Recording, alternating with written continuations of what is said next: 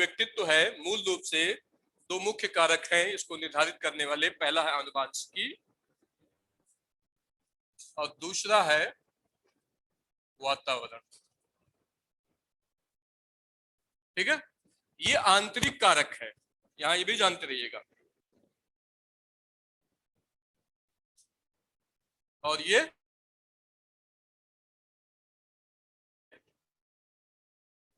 बाह्य कारक है। ठीक है, स्पष्ट एकदम जानिए। व्यक्तित्व को प्रभावित करने वाले या व्यक्तिगत भिन्नता को प्रभावित करने वाले सबसे महत्वपूर्ण जो कारक है आनुवंशिकी और वातावरण। आनुवंशिकी आंतरिक कारक है और वातावरण बाह्य कारक है। आनुवंशिकी में क्या क्या आता है? देखिए, शारीरिक संगठन, ये माता पिता पूर्वज से मिलता है। आपके शरीर की हाइट कितनी होगी ये आपके माता पिता पर डिपेंड करेगा या पूर्वजों पर डिपेंड करेगा। आपका रंग रूप क्या होगा इसी में आ जाएगा, शामिल हो जाएगा। दूसरी चीज है बुद्धि। बुद्धि हमने बता रखा आपको कि बुद्धि क्या होती है, एक जन्मजात शक्ति है। ठीक है, तो जन्म से आप प्राप्त करते हैं। बुद्धि में वृद्धि नहीं होती बल्कि विकास होता है। लेकिन विकास किस पर होगा? जिस पर जो बेस आपका बना रहेगा उसी पर होगा। बुद्धि आपकी अल्प बुद्धि है तो आप कभी भी तीव्र बुद्धि या प्रखर बुद्धि या प्रतिभाशाली नहीं बन सकते हैं। सामान्य बुद्धि है, आप तीव्र बुद्धि तक जा सकते हैं, प्रतिभाशाली नहीं बन सकते। तीव्र बुद्धि या प्रखर बुद्धि है तब प्रतिभाशाली हो सकते हैं वातावरण मिलने पर, सकारात्मक वातावरण। ठीक है, तो शारीरिक संगठन, बुद्धि। एक होता है टेम्परामेंट। टेम्परामेंट की हिंदी क्या होगी? टेम्परामेंट। हर व्यक्ति का टेम्परामेंट अलग अलग होता है। हिंदी जो है, आवाज स्लो है, फिर से चलिए फिर से भी एक बार बताते हैं। देखिए, तीसरा जो इसमें लिख ही देते हैं, हाँ, स्वभाव। ठीक,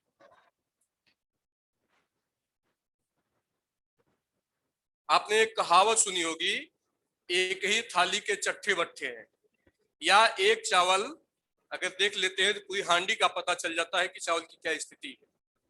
इसका मतलब जिस परिवार से आप होंगे, आपके व्यक्तित्व से उस परिवार के लोगों का आकलन किया जा सकता है। ठीक है, तो स्वभाव ये सब किसमें आते हैं? यद्यप आपका स्वभाव में कुछ परिवर्तन होगा वातावरण के कारण, लेकिन जो मूल स्वभाव है वह आनुवंशिकी के कारण। ठीक है, क्लियर है बात? तो ये हो गया, इसको बना लीजिए, बहुत ज्यादा लिखना ना पड़े।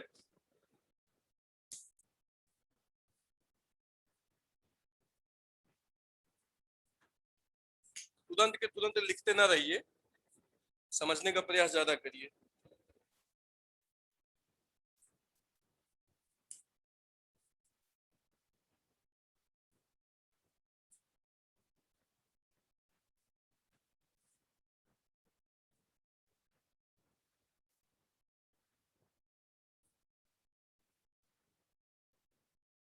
हो गया?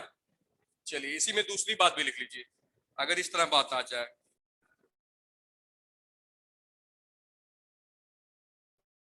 अंतः वैयक्तिक भिन्नता।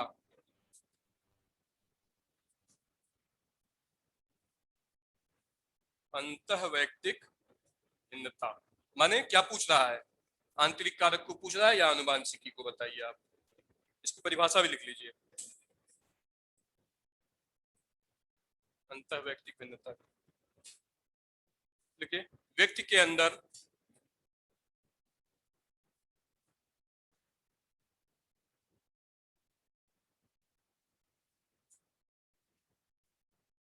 अंतः वैयक्तिक भिन्नता, हेडिंग डाल लीजिए। व्यक्ति के अंदर ही विभिन्न प्रकार के, व्यक्ति के अंदर ही विभिन्न प्रकार के जो गुणों की भिन्नता होती है, जो गुणों की भिन्नता होती है या पाई जाती है, चाहे जो लिखिए,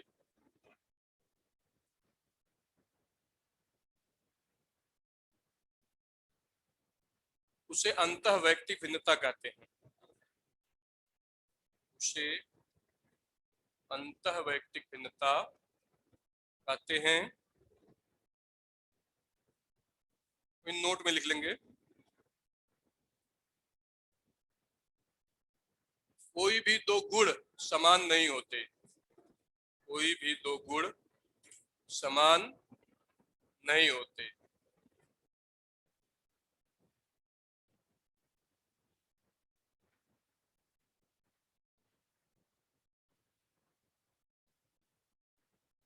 ठीक है, उसमें लिख लीजिए शारीरिक गुण, मानसिक गुण,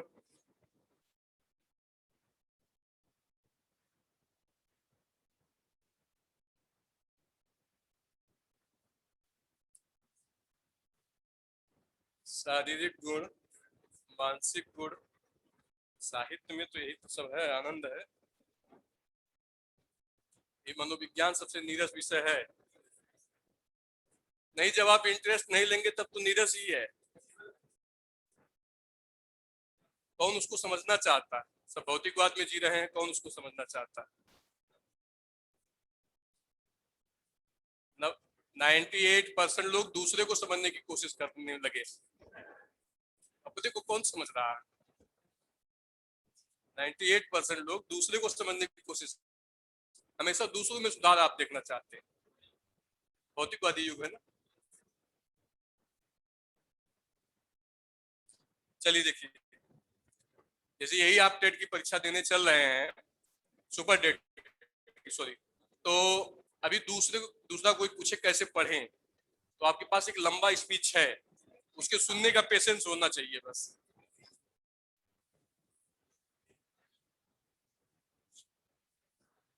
ठीक है, चलिए हो गया। शारीरिक गुण, मानसिक गुण और भी तमाम है, अभी प्रेरणा है, बुद्धि है, तो ये सारी चीजें हैं। चलिए आगे लिख लेंगे अंतर वैयक्तिक भिन्नता, अगली हेडिंग डालेंगे अंतर वैयक्तिक भिन्नता। हाँ, अंतर इसीलिए हम लिखा दे रहे हैं स्पष्ट रूप से, अंतर और अंतर, अंतर वैयक्तिक भिन्नता। अगली हेडिंग डाल दीजिए।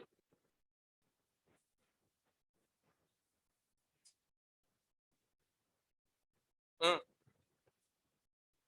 इसीलिए लिख लीजिए पहले, तब बताएं। और अंतर वैयक्तिक भिन्नता लिखिए। जब दो व्यक्तियों में, जब दो व्यक्तियों में समानता नहीं पाई जाती, जब दो व्यक्तियों में समानता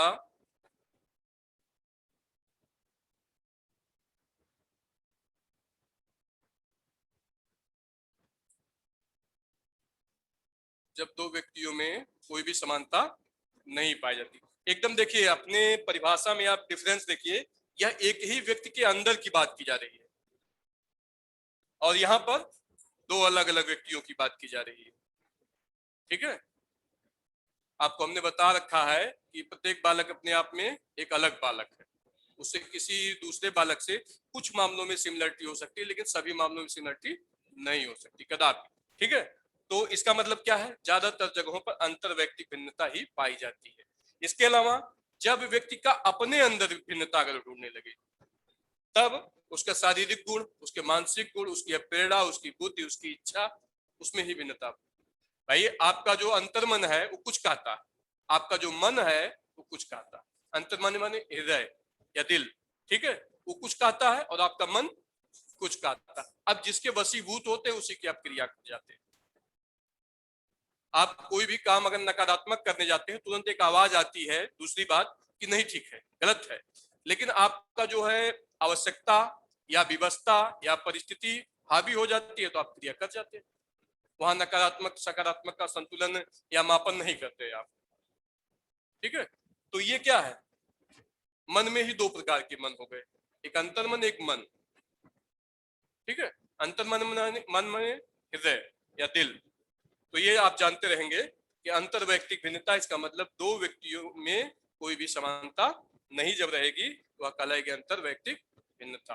और अंतर वैयक्तिक भिन्नता स्पष्ट रूप से जानते रहिए, एक ही व्यक्ति में कोई भी दो गुण समान नहीं होंगे।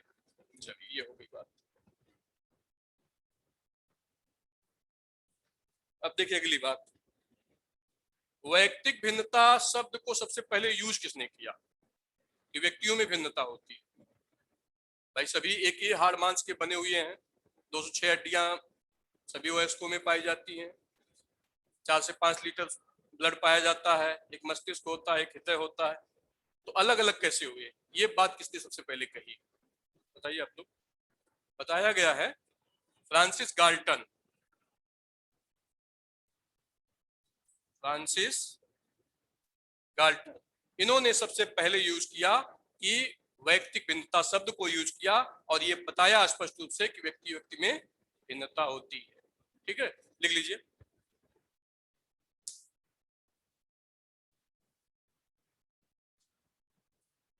लिखिए, फ्रांसिस गाल्टन द्वारा सर्वप्रथम, फ्रांसिस गाल्टन द्वारा सर्वप्रथम हेरिडेटरी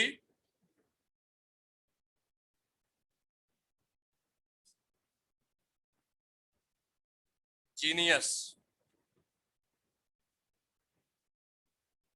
फ्रांसिस गाल्टन द्वारा हेरिडेटरी जीनियस नामक पुस्तक में,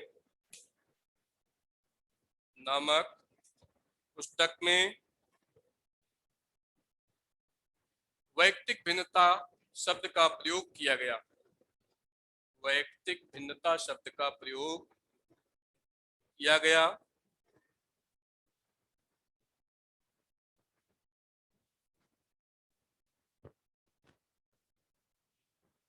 ठीक है, चलिए एक प्रश्न है,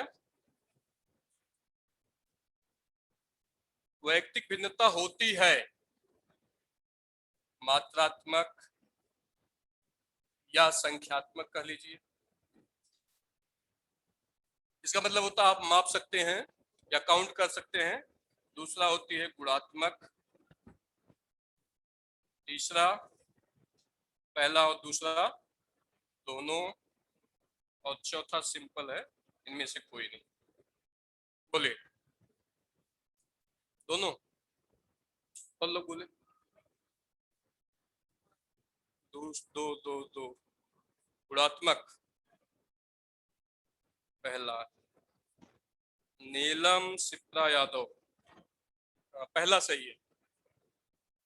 मात्रात्मक, जैसे बुद्धि की भिन्नता, इन्हीं दो व्यक्तियों में बुद्धि की भिन्नता, कैसे जानेंगे कि बुद्धि भिन्न है? अलग अलग है दोनों में, उसकी बुद्धि लब्धि के द्वारा। किसी में 90 से 110 के बीच है और कोई 110 से 120 के बीच है। बुद्धि की भिन्नता। सांवेगिक भिन्नता, किसी में हर्ष ज्यादा है, किसी में क्रोध ज्यादा है। ठीक है, सांवेगिक भिन्नता। शारीरिक भिन्नता, कोई जो है शारीरिक श्रेष्ठ अच्छा है, किसी का बहुत कुपोषण का शिकार है। ठीक है, एक शब्द यूज होता है बीएमआई, जानते हैं बीएमआई? सुना ना? इस समय ज्यादातर खास करके इंटर कॉलेज में ये शब्द जो है ज्यादा यूज किया जा रहा है। गुणात्मक नहीं होता है। हा? नहीं रुक जाइए, अभी आते उस पर आ जाएंगे। इसको भी समझ लीजिए, बॉडी मास इंडेक्स इसको बोलते हैं। इसमें ये होता है कि यदि 18.5 से ज्यादा है और 25 से कम है बॉडी मास इंडेक्स, तब जान लीजिए आप जो है मध्यम आकार, मध्यम स्थिति में है। इससे कम है तब आप कुपोषण के शिकार हैं। इससे ज्यादा है तब इसका मतलब आपको अपने स्वास्थ्य को मेंटेन करने की जरूरत है, एक्सेस हो रहा है, जैसे हम लोग एक्सेस वाले में है। ठीक है, मतलब कि जो है कसरत वगैरह करने की जरूरत है, उस पर ध्यान देने की जरूरत है, ज्यादा हो रहा है। ठीक है, इसको निकालते कैसे हैं? आपका वजन केजी में, ठीक है, और लंबाई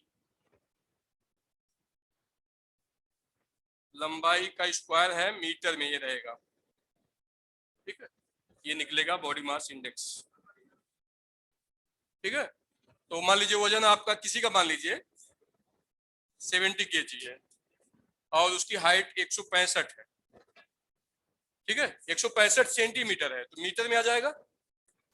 ठीक है, इसी का स्क्वायर कर लीजिए, अब ये निकालिए कितना आया, देखिए निकाल लीजिए।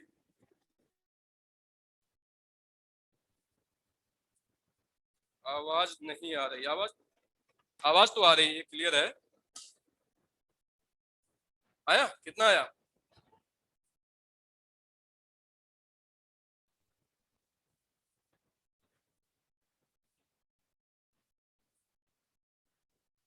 अरे वैसे निकाल लीजिए, उससे ही निकाल लीजिए।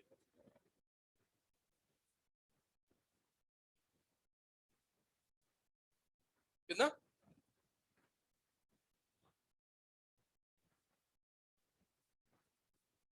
मैथ से इतना डर रहे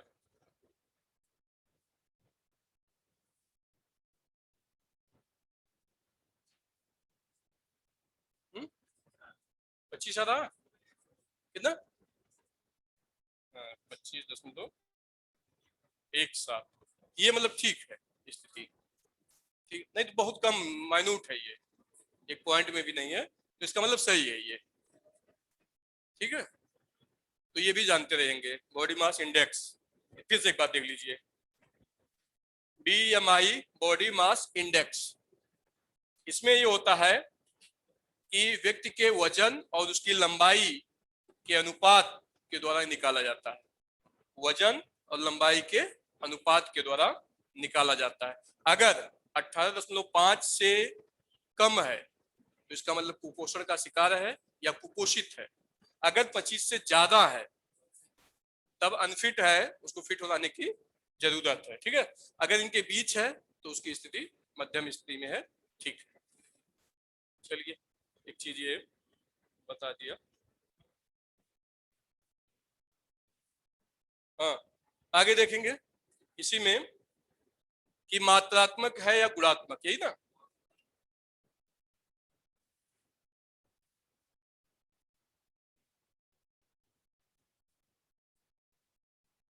देखिए मात्रात्मक का मतलब होता है या संख्यात्मक का मतलब होता है उसको नाप तौल सकते हैं, मेजरमेंट कर सकते हैं आप।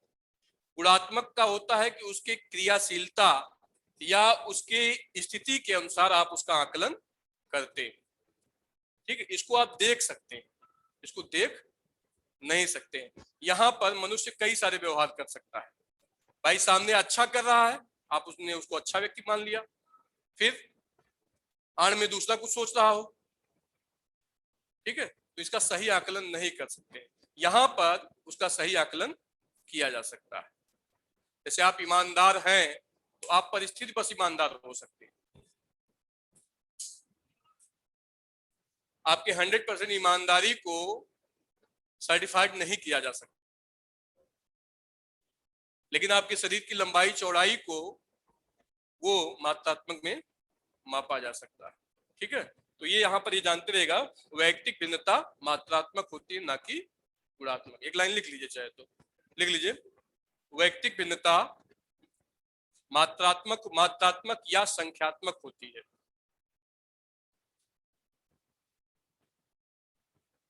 वैयक्तिक भिन्नता मात्रात्मक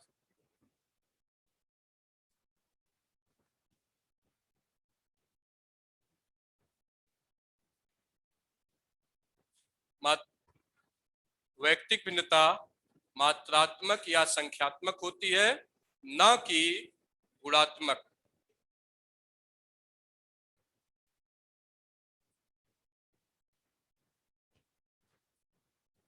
चलिए हो गया। देखिए सविता राव पूछ रही हैं अंतर वैयक्तिक भिन्नता, फिर से बता दीजिए। देखिए ध्यान दीजिए, अंतः वैयक्तिक भिन्नता, इसमें हमने बताया एक ही व्यक्ति में कोई भी दो गुण समान नहीं होगा, ठीक है। एक ही व्यक्ति में कोई भी दो गुण समान नहीं होगा। दूसरा, अंतर वैयक्तिक भिन्नता, किन्हीं भी दो व्यक्तियों में गुण का समान ना होना। दो व्यक्ति, यहाँ पर दो व्यक्ति हैं, यहाँ पर एक व्यक्ति है, ठीक है। चलिए दूसरी बात देखिए, अब आप लिख लेंगे वैयक्तिक भिन्नता के प्रकार।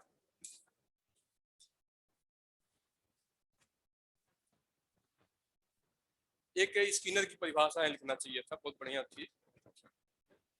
क्या लिख रहे हैं, हेडिंग डाल दिए, लिख लीजिए स्किनर की, लिखिए देखिए व्यक्तिक भिन्नता, स्किनर के अनुसार लिख लीजिए वैयक्तिक भिन्नता संपूर्ण व्यक्तित्व, वैयक्तिक भिन्नता संपूर्ण व्यक्तित्व का कोई भी पहलू संपूर्ण व्यक्तित्व का कोई भी पहलू शामिल हो सकता है, शामिल हो सकता है, क्या लिखें, वैयक्तिक भिन्नता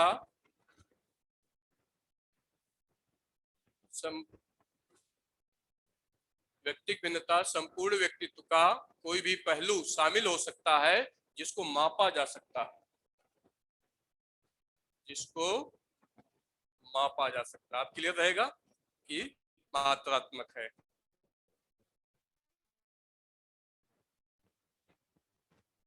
ठीक है, चलिए व्यक्तिक भिन्नता के प्रकार, जहां पे नहीं समझ में आएगा लिखवा देंगे। नंबर 1 शारीरिक भिन्नता,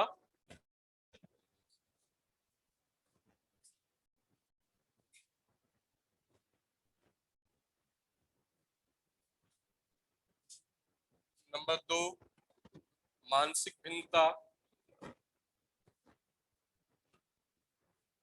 मानसिक भिन्नता, नंबर 3 सामाजिक भिन्नता, सामाजिक भिन्नता,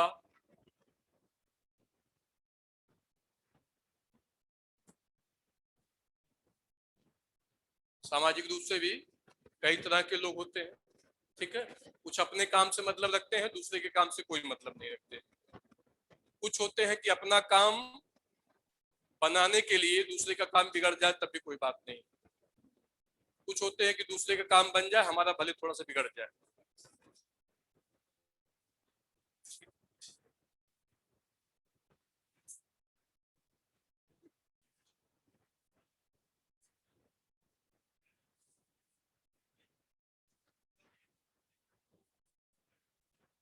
नहीं, वो तो उत्सुकता है।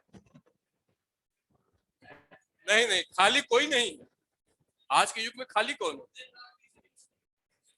यानी जैसे जेसीबी मशीन अगर है वो देख रहा है, इसका मतलब है कि वो देखना चाहता है कि कैसे ये फास्ट काम कर रही मशीन, कैसे काम कर रही है, या फिर कैसे ये अनचाही जगह पर भी इतना बढ़िया काम कर ले रही है। उस ड्राइवर का प्रदर्शन देख रही है कि देख रहे हैं लोग कि कैसे वो कर रहा है काम, या उनको अपनी क्षमता पर विश्वास नहीं कि हम ऐसा कर सकते हैं तो ठीक है देख ही लेते हैं। तमाम बातें हैं, इस समय कोई खाली नहीं है, किसी को खाली मत समझिए। अगर जो खाली है तो खुरापाते कहीं ना कहीं पाल रहा है। मानसिक भिन्नता आगे लिखिए, बौद्धिक भिन्नता नंबर 3, हाँ बौद्धिक भिन्नता,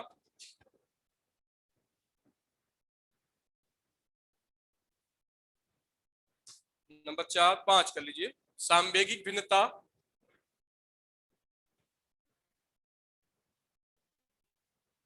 सांवेगिक या संवेगात्मक भिन्नता, कल इसके बारे में चर्चा भी हुई थी पीछे क्लास में। अच्छा, एक बात ये जरूर ध्यान दीजिएगा कि संवेग के आधार पर निश्चित रूप से मनुष्य दूसरे मनुष्य से भिन्न है, या बालक दूसरे बालक से भिन्न है। अगला लिखेंगे लैंगिक भिन्नता, लैंगिक भिन्नता,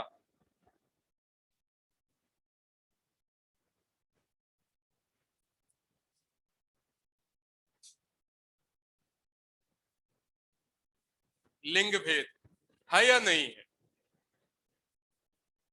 है किस रूप में है, बताइए किस रूप में है,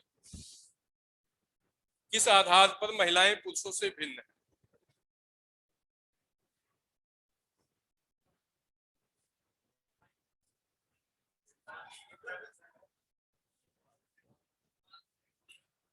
देखिए शारीरिक बनावट, ठीक है, उसके आधार पर भिन्नता आप दिखा सकते हैं। नहीं, कतई नहीं। हो गया, शारीरिक बनावट में सब आ जाए, आंतरिक और बाह्य दोनों बनावट आ जाएगा इसमें। ठीक है, ये बनावट के अलावा दूसरा कोई विभेद आप नहीं बता सकते। मानसिक आधार पर कतई नहीं कह सकते हैं कि महिलाएं पुरुषों से कम होती हैं। शारीरिक क्षमता के आधार पर भी नहीं कह सकते हैं कि महिलाएं कमजोर होती हैं पुरुषों की अपेक्षा। अगर ऐसा कुछ कहते हैं तो ये आपका पूर्वाग्रह है और ये पूरी तरीके से नकारात्मक है। नहीं नहीं, छोड़ने, देखिए आप क्वेश्चन आप कंपटीशन के लिए पढ़ रहे हैं, अब उस तरह की बात बाद में। ठीक है, जो पढ़ाना हमको है वो ये जानिए कि अगर आप लिंग भेद मानते हैं तो आप पूर्वाग्रह से ग्रसित हैं, और इस तरह से ग्रसित होकर अगर कोई भी क्वेश्चन आप पुटअप करते हैं तो गलत कर जाएंगे।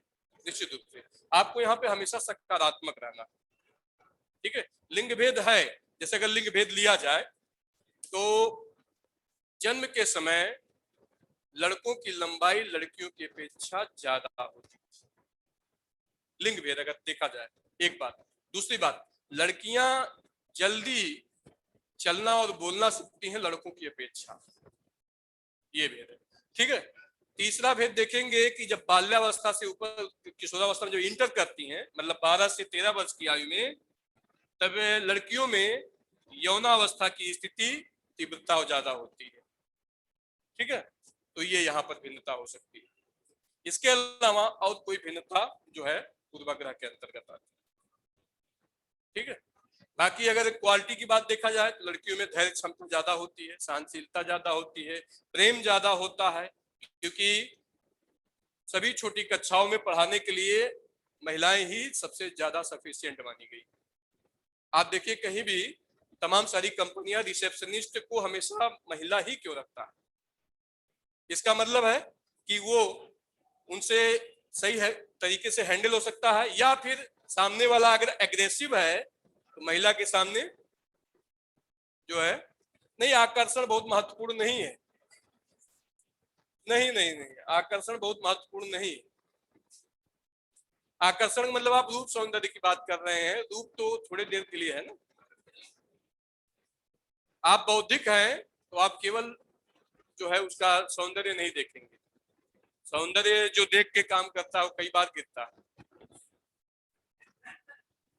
चलिए आगे देखते हैं। सौंदर्य क्षणिक है ना, उम्र के साथ ये तो बढ़ जाएगा। चलिए आगे देखते हैं, आगे लिखिए, प्रजाति संबंधी भिन्नता। प्रजाति, देखिए हमने सारी चीज लिखाई नहीं है, लेकिन वो चीजें जितनी भी बताई है उसको आपको ध्यान में रखना। सारा लिखाएंगे बहुत ज्यादा हो जाएगा। प्रजाति संबंधी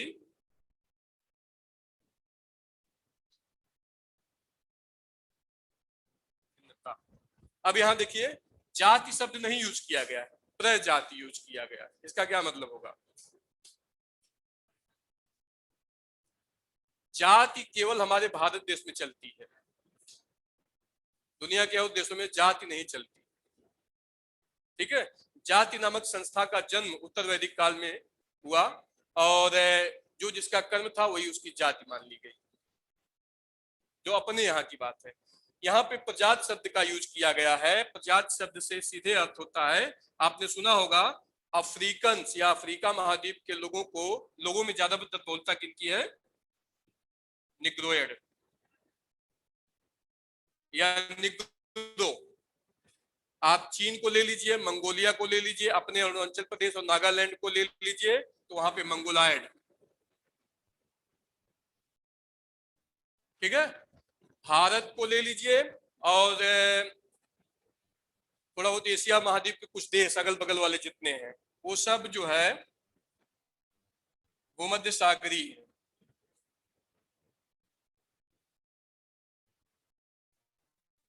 या इनको काके साइड कर लीजिए, सॉरी ऑस्ट्रेलॉयड होंगे, ऑस्ट्रेलॉयड, ऑस्ट्रेलॉयड। ठीक है, यूरोपियन जितने हैं वो सब काके साइड में आते हैं। तो ये प्रजातियां हैं, इन प्रजातियों में भी भिन्नता पाई जाती है। ठीक है, तो ये भी लिख लेंगे। इसमें लिख लीजिए, चाहे तो लिखिए। प्रजात संबंधी भिन्नता में डैश कर लीजिए।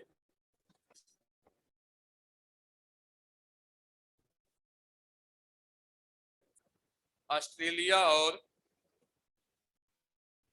चाहे चाहे नई लाइन से लिखते चलिए, ऑस्ट्रेलिया और भारतीय उपमहाद्वीप, भारतीय उपमहाद्वीप। अब ये नाम ले लिए तो आप जान लीजिए कि भारत और पड़ोसी देश सब शामिल हो गए, भारतीय, चीन को छोड़ करके। भारतीय उपमहाद्वीप में ऑस्ट्रेलाइड, में ऑस्ट्रेलाइड, ये आपके जीएस के लिए भी प्रश्न हो गया। आगे लिख लेंगे, चीन और मंगोलिया में मंगोलायड, चीन और मंगोलिया में मंगोलायड।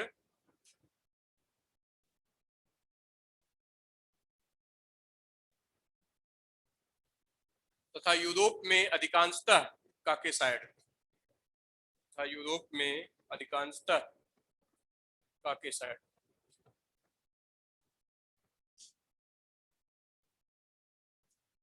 अच्छा, उत्तरी अमेरिका की अगर बात करेंगे तो वहां मिक्सअप है, काकेसाइड और निग्रोइड का मिक्सअप। ठीक है, आगे नई लाइन से लिख लीजिए। उपरोक्त उपरोक्त प्रजाति संबंधी भिन्नता, प्रजाति संबंधी भिन्नता का प्रभाव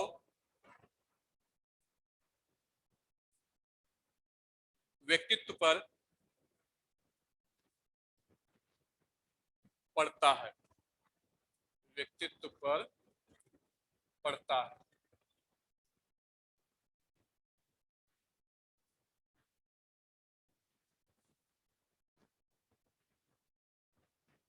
अगला देखेंगे, राष्ट्र संबंधी भिन्नता, राष्ट्र या देश, नेशन। ठीक है, किसका कैसे भिन्नता हो सकता है, कैसे व्यक्ति, किसी राष्ट्र का कुछ और हो सकता है, दूसरे राष्ट्र का और हो सकता है। आप जानते हैं शासन सत्ता जो है 3 प्रकार की होती है, राजतंत्र और कुलीन तंत्र, तीसरा है लोकतंत्र। राजतंत्र अब नॉमिनल देशों में बचा है, जैसे सऊदी अरब राजतंत्र है। ठीक है, हाँ, उत्तर कोरिया भी कह लेंगे, वो भी तानाशाह की तरह से है। तो राजतंत्र बहुत नॉमिनल है। ठीक है, और कुलीन तंत्री व्यवस्था भी अब जो है समाप्त हो रही है। चीन में कुलीन तंत्री चलती है, जैसे कुछ लोग मिल के शासन करें। ठीक है, और समय आने पे थोड़ा सा बहुत बदलाव की आवश्यकता पड़ती है, तो आपसी सहमति के साथ बदलाव हो जाता है। लोकतंत्र, दुनिया के बहुतायत देशों में 190 से अधिक देशों में लोकतंत्री व्यवस्था।